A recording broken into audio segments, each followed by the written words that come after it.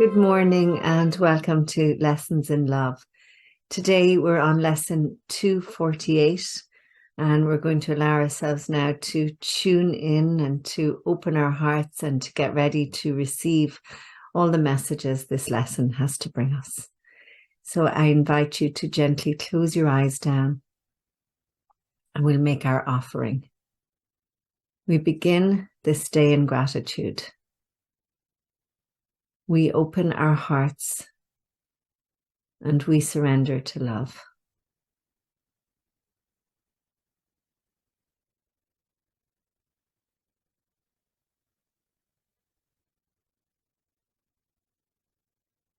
We ask love to lead the way through the minutes and the hours of this new day.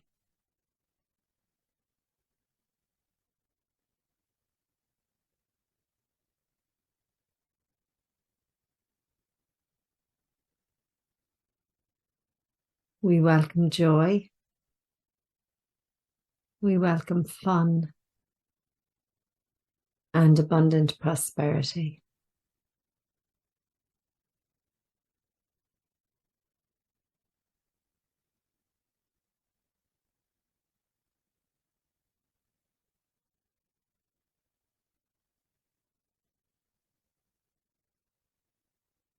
We recognize that all encounters are wholesome and that all experiences can be met with a peaceful heart that is anchored in the truth that we are one, that we are love, and that we are free.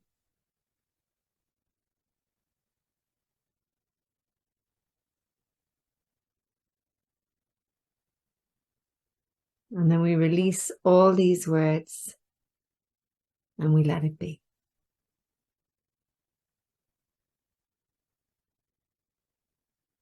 So lesson 48 is again really anchored in that knowing that you are one and that you are love and that you are free, as we repeat every morning. What suffers is not a part of me. So what suffers is always the ego, it's the false self, it's the illusion. I have disowned the truth. Now let me be as faithful in disowning falsity. Whatever suffers is not part of me. What grieves is not myself. What is in pain is but illusion in my mind. What dies was never living in reality and mocked the truth about myself. Now I disown self-concepts and deceits and lies about the holy child of God. Now I am ready to accept it back as God created it and as it is in truth.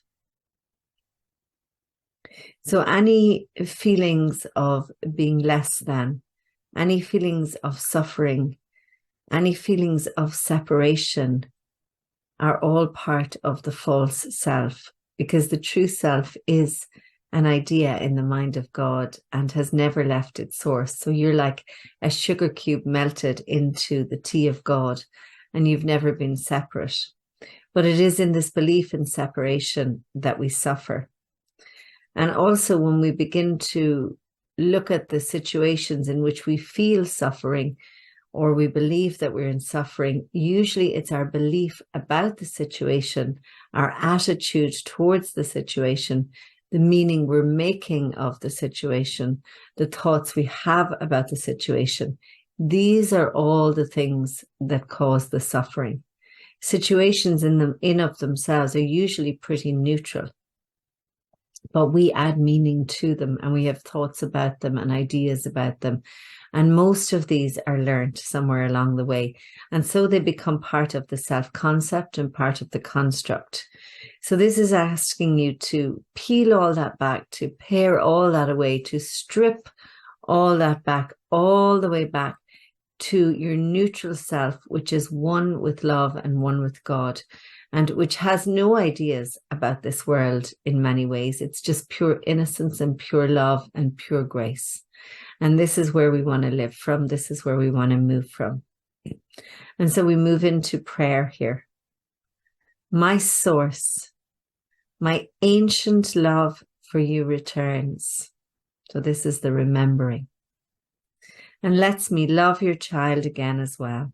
So lets me love myself and lets me love all others. My source, I am as you created me. Now is your love remembered and my own.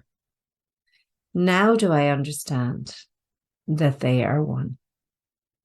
I love that opening line. My source, my ancient love for you returns and lets me love your child again as well.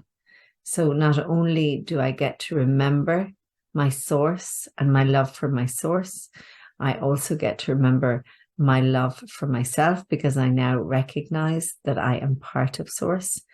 And then my love for all others returns as well because I recognize that they too are also part of source. And in truth, that we are all the one. So this is what you're going to take into your meditation and sit with this. Whatever suffers is not part of me. So it's part of the illusion, but it's not part of who you truly be.